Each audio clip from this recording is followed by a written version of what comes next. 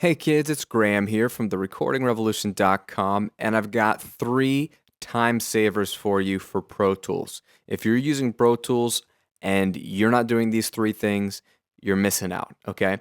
These 3 things will help you save time, which means more mixing and more editing and more music can be made, which means, hey, more music's being made, which is just fun versus sticking on a song forever. Or if you're doing this professionally, that means more money. You can finish your client's work in greater efficiency and move on to the next project, and that's a very good thing. So pay attention. The first thing is keyboard shortcut focus. Okay, if you look up here to the right of the edit window, there's this button that says AZ. Okay, by default, it's grayed out, it's not clicked. And that means only one thing, that the standard shortcuts apply in Pro Tools. Now, what does this mean?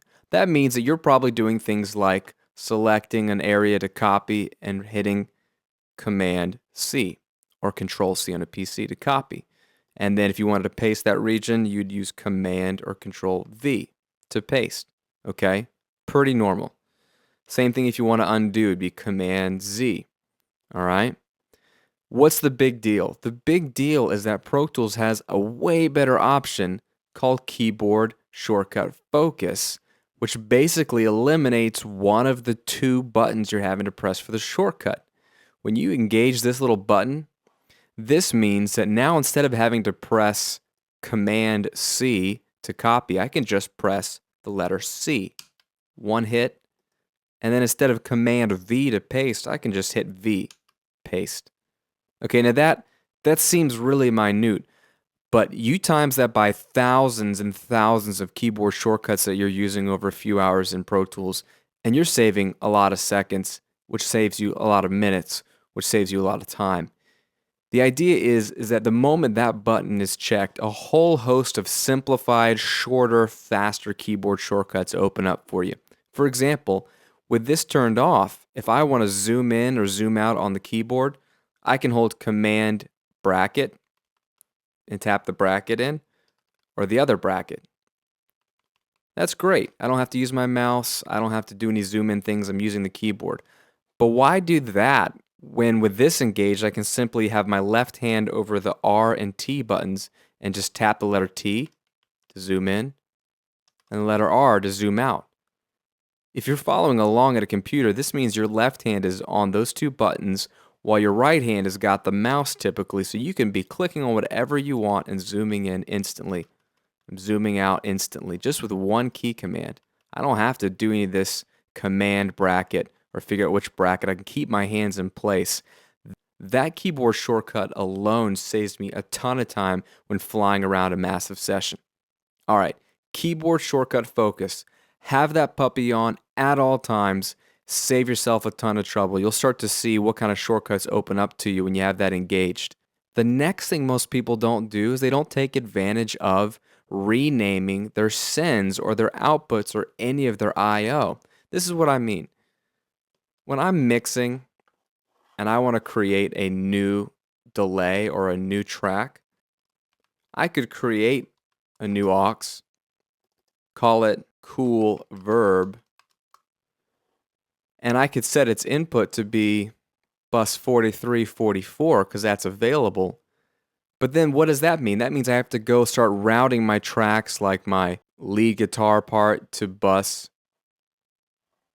4344 to know that it's going to be sent to this track. Now what gets confusing is when you start to mix a lot and you're like, which input is the cool verb and what am I sending this lead guitar part to? I'm sending it to 4344. Now what was that again? That'll just slow you down when you get complex mixes. So you might as well rename your buses, which you could do from the I/O menu. You could simply come to your buses and rename them. But why do that when you can do it right where you're working? Just right click on the bus assignment and choose rename. Call it cool verb. Now, cool verb is what shows up in the menu. And if you notice over on my lead guitar part, it's being sent to cool verb and no longer to 4344. Well, it really is the same bus, but now the name means something more relevant to us. So do that to all of your buses, all of your I/O. You can do that to your pair of outputs. Maybe you have headphone outputs. label them headphones instead of output 3 and 4. If it's your main outputs, label it mains or master or monitors as opposed to analog 1 and 2. Just rename the suckers. That'll save you a ton of time. Finally, when you've got a complex mix and you're going to be mixing for a while and you want to spend some time on the drums, then maybe some time on the reverb sends or the guitars or the vocals, it can become confusing to just look around and find everything you want, especially if the tracks aren't next to each other the way you want. One thing that'll save you a ton of time is to use memory locations, and this is what I mean. Typically, I have markers and memory locations for different parts of the song. If you look up top of my ruler here, I've got the intro, verse 1 starts here, then there's a chorus, then there's an interlude. So I'm dropping markers along this ruler, and that just gives me a visual readout, and that's cool in and of itself. But memory locations can be used to save visual scenes. Here's an example. Let's get rid of everything in the show hide bin by simply selecting kick and snare and toms and overheads and room.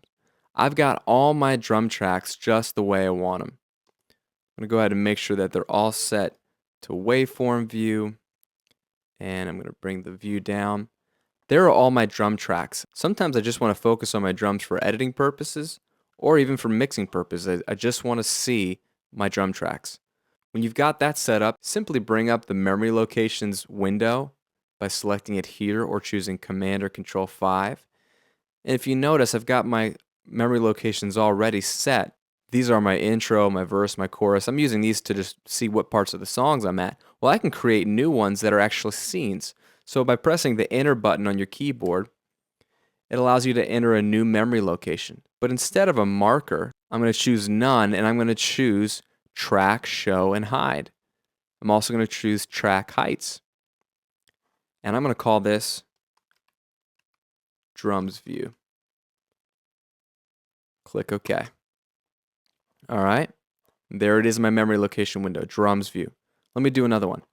Let me get rid of all of these, and let me add just the vocals.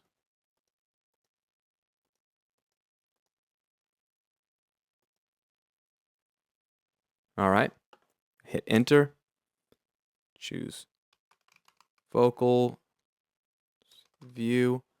Don't need a marker, just need the track show hide and that track heights, let's say. Choose OK. And then finally, I'm just going to look at just the submaster, submix, the master, delay, cool verb, drum verb, drums. These are all my returns and my master faders. Hit enter one more time. Returns and master. Choose none. Okay. So now, if I have all my tracks showing and I'm mixing and I just want to see my drums, I just hit that. Drums view. Just want to see my vocals, I just hit that. Vocals view. Just want to see my master and my returns to make a couple tweaks on the master fader and some reverb, hit that. Done. It's that simple. Bring it all back. I can look at it in the edit window. Just want to see the drums view. Just want to see the vocals. Just want to see the returns. That will save you so much time if you build it right at the beginning of a mix. Then if you want to zero in on focus on something, you can do it without wasting any time. Everything's still going to play in the background unless you solo the tracks, but this just cleans up the visual clutter. All right? Those 3 time savers in Pro Tools are huge, and I use them all the time. If you're not implementing them yet, try them out in your next editing or mixing session. I think you'll benefit from them. Again, this is Graham at therecordingrevolution.com. Thanks for watching. We'll talk to you soon.